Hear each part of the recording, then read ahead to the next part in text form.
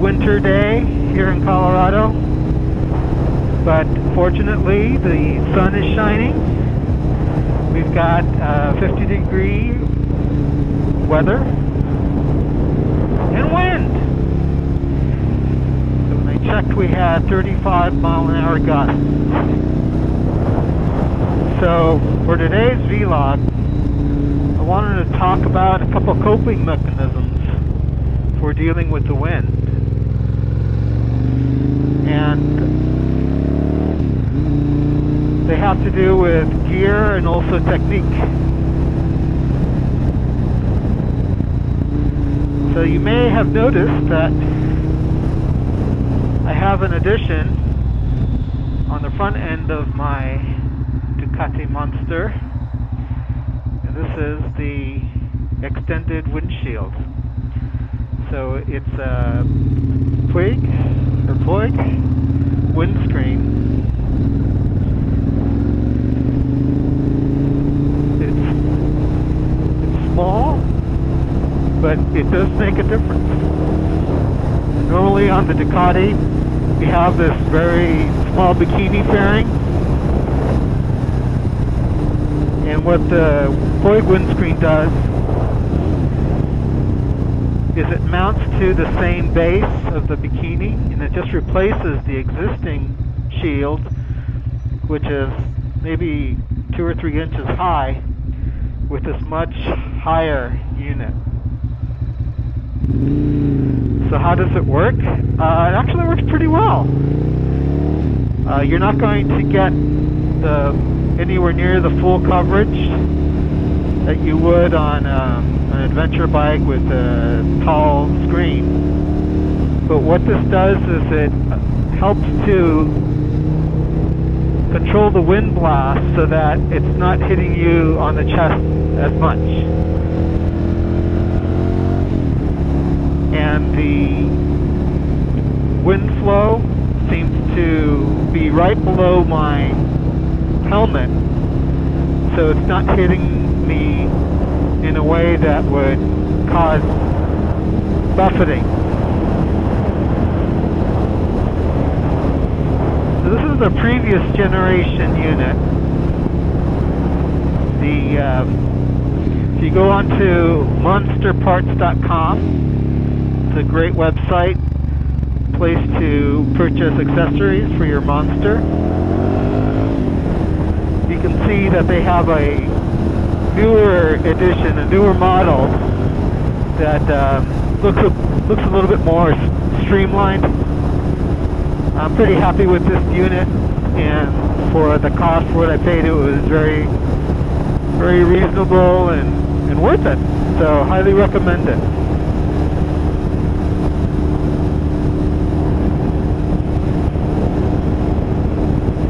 Okay, so the other thing that I wanted to talk about in this vlog was other wind coping mechanisms, and I've been reading up on the net. There's a lot of advice out there. Okay, so let's go over do a top 5 list. So the top 5 ways to ride on a windy day.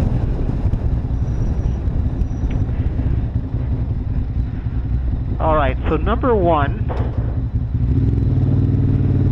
is to do the opposite of what I think a lot of beginning riders or returning riders might do, and that is don't tense up. Don't tense up your body on the bars,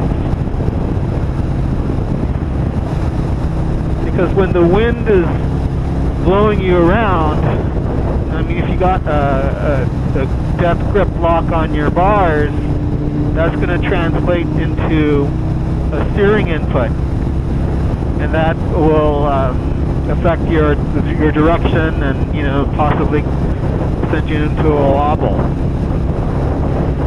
So don't tense up. Keep your, you know, do your funky chicken dance just to make sure that your arms are loose.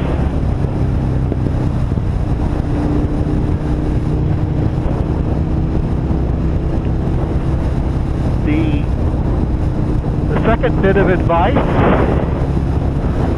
might seem a little counterintuitive, is to speed up.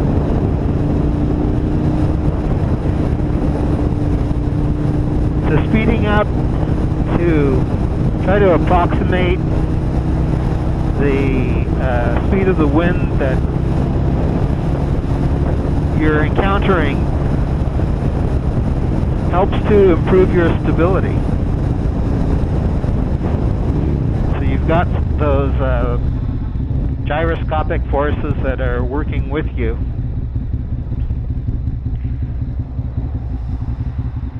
And I'm not a scientist, so I can't tell you the physics behind it. But I've heard that it's a good way to cope with the wind and to improve your directional stability.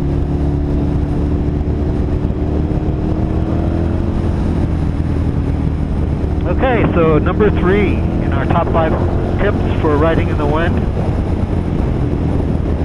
and that is to tuck in. So especially with a naked bike like I have, so if you ride a Monster, an upright bike with little or no fairing, your riding position on a windy day, you know, your body kind of acts like a big sail, and that can hurt you because you're like that sail and you're picking up the wind forces, and you know, that might blow you off your intended course.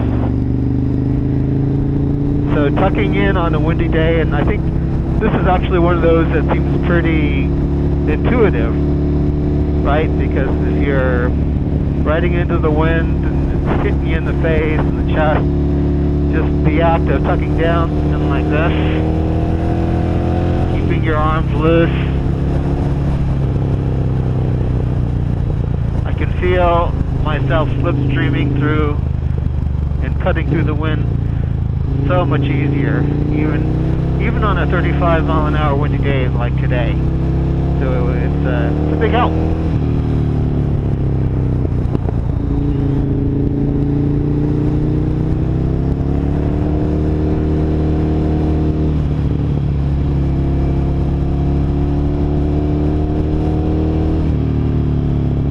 Okay, so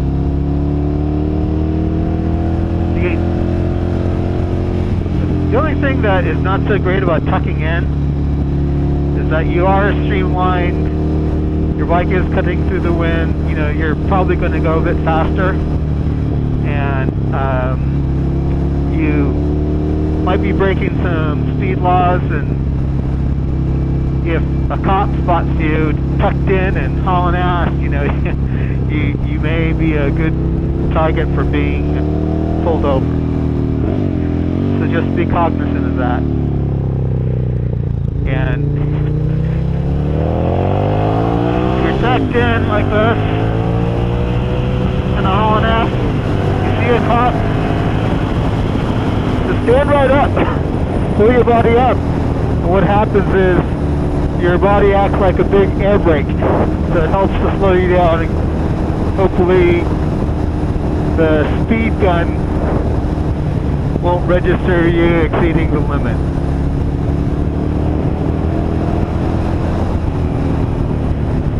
Okay, number 4 in our list of the top 5 techniques to deal with riding on a windy day.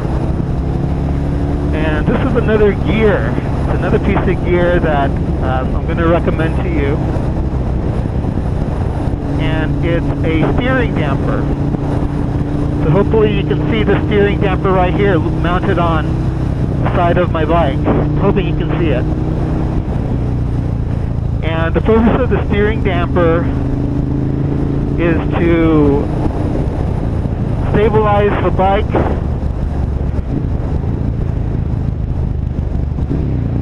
The steering geometry of this monster is actually pretty relaxed, but on sport bikes where you have very aggressive geometries, you know, a short wheelbase,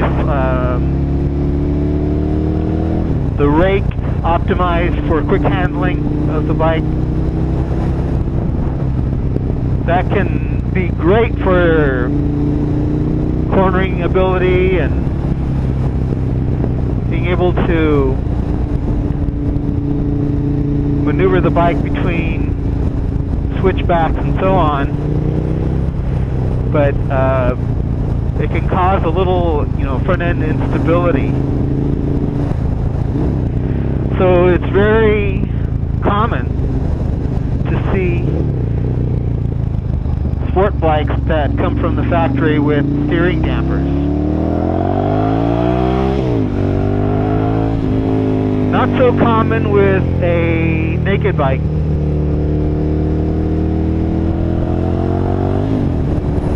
Unless you're talking a really high-end machine. So chances are, if you ride a Monster, I can tell you for certain that it didn't come with a steering damper from the factory, or another naked bike. So the steering damper will do wonders on a windy day, because it's just helping to dampen those gusts and those forces that want to push you off of your intended route. Since I live in Colorado, we do get quite a bit of wind, a lot of windy days. We get monsoon weather in the summertime, and we just get our winter weather. I thought it would be a good investment. I'm really happy. It's a set it and forget it type of equipment. So you really don't have to worry about maintenance or anything like that. Unfortunately, the steering dampers don't come cheap. So look to spend $300 to $500 on a quality steering damper. But well worth it, highly recommended. And I'm told that a steering damper will also help to stabilize your bike after a wheelie. So I'm not much of a wheelie guy, but I'm told that having a damper on there will help you to gain control of your bike after you slam that front wheel down on the ground. Just an FYI. Okay, so we've been talking about tips to ride in the wind on a windy day. Now, today isn't such a windy day. Not too bad, but you know, it can get really windy. So the final tip is something that I actually haven't tried. Let's see if I can try it today. I was reading about it last night, and it's the knee flopping tip.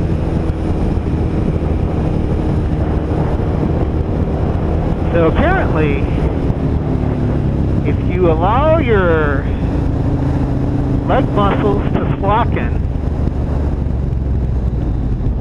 on the side of the bike that the wind is blowing against, what will happen is that your knee will naturally flop.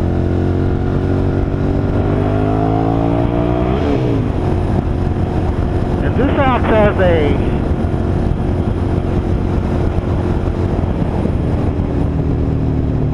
okay, I'm trying it now. I'm just letting my knee flap a little bit. And this will keep the bike straight. Or so I'm told.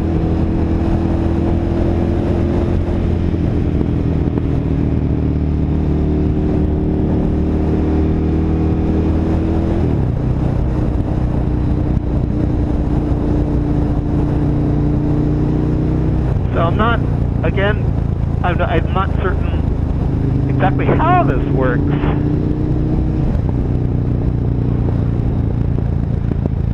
But I'm told it's supposed to counter the effects of the wind trying to push the bike off of its intended course. So right now I'm traveling at moderate speeds. The wind isn't too strong, so I haven't been able to test its theory.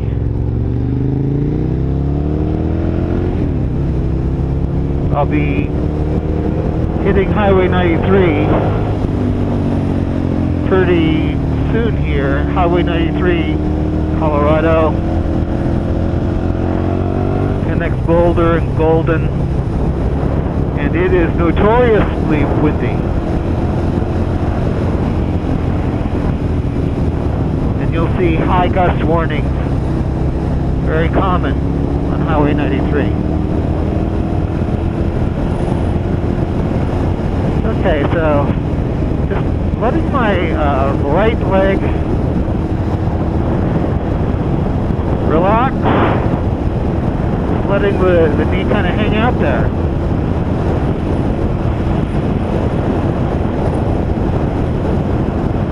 And I think the bike is stable. What do you know? So the wind's pushing my knee out about 3 or 4 inches. Hopefully you can see that. Just keeping it relaxed, letting it do its thing. Letting my hands off of the bars. And the bike's going straight. So what do you know?